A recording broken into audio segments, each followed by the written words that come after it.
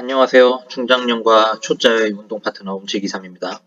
오늘은 그 골반 아래 수직 착지한다는 말, 특히 질량 중심으로 착지해서 이 골반 아래에 내 디딤발이 떨어져야 된다는 이론에 대해서 한번 알아보도록 하겠습니다.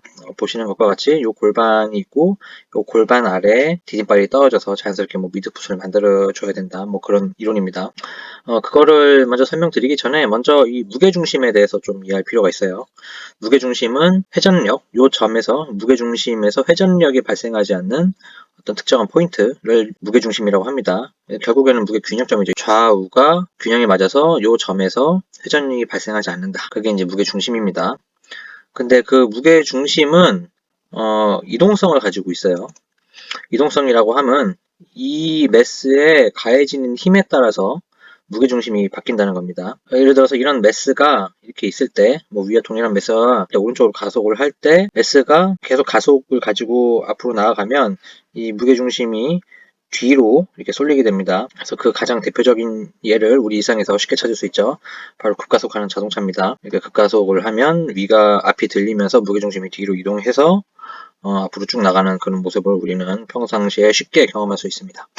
그래서 이 두 가지를 이해하시고 이제 다음으로 넘어가시면 돼요. 그래서 일단 우리가 달릴 때 우리 몸에 어떤 힘이 작용하는지 공부할 필요가 있는데 대학 물리나 물리를 좀 공부해 보신 분들은 이런 그 특정 매스에 어떤 힘이 작용하는지 아주 기초 물리에서 잘 가르쳐 줍니다. 그래서 이 힘이 이런 물체에 작용하는데 조금 더 쉽게 이해하기 위해서 사람으로 끌고 가져오면 우리 몸은 일단은 이 중력이라는 걸 받게 되죠. 9.8m/s로 지구 중심이 나를 잡아당기는 힘입니다. 이거는 지구 어디를 가나 누구든 그 어떤 물체든 힘을 다 받고, 그 다음에 내가 내 몸을 이렇게 스스로 움직이는, 즉 달릴 때 내 몸을 미는 가속력을 내가 저기 내게 됩니다. 물론 이게 어떻게 보면 좀 점프와 비슷하기도 한데 힘의 방향이 거의 수평을 향하기 때문에 힘의 방향을 거의 가속력으로 거의 수평 방향으로 그렸고요. 그 다음 이 가속력을 상쇄시키는 마찰력이라는 게 발생합니다. 그래서 우리가 달리면 느낄 수 있죠. 공기의 저항이라든지 바람, 그 다음에 바닥이 이제 이렇게 신발이 바닥에 닿을 때 구름 저항이라고 하는 것들, 그런 것들을 저항이 생겨서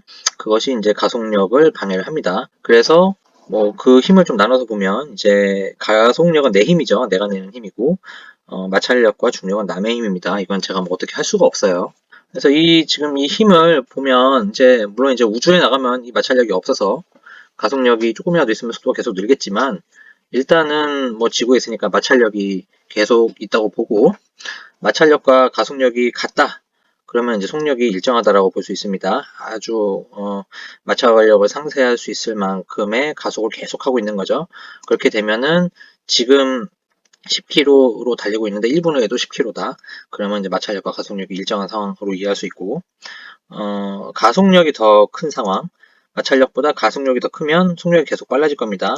그래서 10km, 15km, 20km 계속 이렇게 속도가 늘어나는 그런 상황을 우리가 이제 가속력이 큰 구간이라고 볼 수 있고, 그 다음에 마찰력이 더 크면 당연히 서겠죠. 속력이 줄어들거나 아니면은 가만히 있는 상황이 이제 마찰력이 가속력보다 큰 상황입니다. 근데 이제 저희가 어떤 러닝 채널들 보면 이런 얘기를 많이 해요. 질량 중심으로 착지를 해야 된다. 그래서 발이 골반 바로 밑에 떨어져야 된다. 내 몸의 질량이 그 중력 방향으로 향하기 때문에 골반 아래 방향에 착지를 해야 된다. 그래서 그렇게 되면 미드풋이 만들어진다. 그런 얘기들 많이 합니다.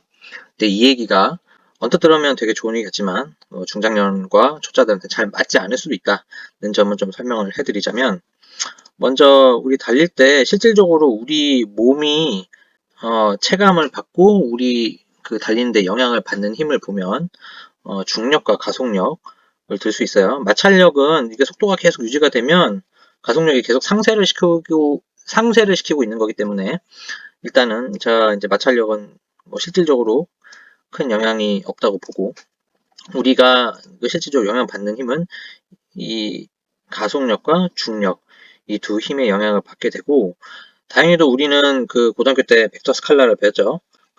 이 두 힘의 벡터는 요 두 힘의 사이 어딘가에 존재하게 됩니다.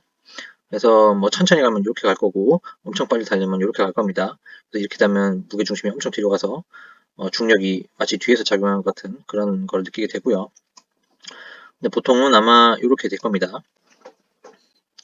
그리고 앞에서 이제 무게중심이라는 걸 배웠죠. 우리는 이 달리는 상황에서 계속 가속을 하게 되는데, 마찰력을 상쇄를 시키면서 계속 가속을 하게 되는데, 그게 속도가 계속 유지되는 상황이나 속도가 늘어나는 상황에서는 무게중심이 여기 이제 내 골반 위라고 하면 여기에 있는 것이 아니라 계속 살짝 뒤쪽으로 이동하게 됩니다. 그래서 이게 뒤에 안 넘어가려면 상체를 갖다가 살짝 뒤로 안 넘어가려고 상체를 살짝 이렇게 앞으로 숙이게 되죠, 자연스럽게. 근데 요거는 일단 이해하기가 조금 복잡하니까 요거는 그냥 수직으로 있다고 감안을 하고서 얘기를 할게요. 그럼 이제 위에서 본 요 두 가지를 이제 합쳐서 보죠. 합쳐서 보면 이렇게 되는 겁니다. 내가 계속 가속을 하면 이 무게중심은 여기 있다가 이렇게 뒤로 이동해요. 이거 좀 제가 극단적으로 좀 뒤로 많이 뺐는데, 뭐 보통 이제 마라톤 같은 경우에는 아마 요 근처, 어디 제가 정확하게 계산 안 했는데 요 근처에 있을 겁니다. 뭐 100m 같이 엄청 스프린트를 해야 되는 종목들은 좀 뒤로 가겠죠. 가속을 계속 할 때 이 무게중심이 살짝 뒤로 가고, 그래서 이 매스가 가지고 있는 무게중심은 여기서 이런 방향으로 떨어지는데 수직으로 바로 떨어지지 않아요. 왜냐면 내가 몸을 계속 가속하기 때문에 이 두 힘, 가속력과 중력의 두 힘의 벡터는 아마 여기 어디에 사이에 위치하게 됩니다. 근데 제가 아까 말씀드렸다시피 일단은 뭐 일반 러너들, 러닝하는 그런 분들은 무게중심이 거의 여기 거의 그 골반 근처에 있을 거예요. 엄청 가속해갖고 뭐 시속 50km 이상으로 계속 달리지 않는 이상은 아마 요 근처에 계속 있을 겁니다. 이런 분들 같은 경우에도 이렇게 이 질량 중심이 바로 중력 방향으로 바로 떨어지지 않아요. 왜냐면 내가 이 질량을 가지고 가속도를 가지고 앞으로 계속 당기고 있기 때문이죠. 앞으로 당기면 이 두 힘의 벡터는 이렇게 상쇄가 되게 됩니다. 그러면 내 질량 중심이라고 하는 거는 내 무게가 가해지는 최대 포인트를 말하는데 그 무게가 이렇게 떨어지지 않는 거죠. 이렇게 떨어지면은 말 그대로 골반 바로 밑에 발 디뎌야 되는데 이 두 힘의 벡터는 앞쪽을 향하게 될 겁니다. 이렇게 아마 그래프로 그리면 이렇게 한번 포물선을 그리게 될 거예요. 이런 식으로. 그래서 이 착지 포인트는 자연스럽게 살짝 전방으로 떨어져야 내가 이동한 내 몸의 무게 중심을 받아줄 수 있다. 그겁니다. 그래서 착지를 할 때 이렇게 바로 밑에 떨어지는 착지를 하면 아마 앞으로 넘어질 가능성이 높아요. 왜냐면 무게중심은 자꾸 앞으로 가려고 하는데 내가 무게중심 뒤쪽에다가 발을 디디고 있으니까. 그래서 무게중심보다 살짝 앞쪽에 있어야지 이렇게 가는 무게중심을 받아줄 수 있다. 무게중심의 그 힘을 받아줄 수 있다.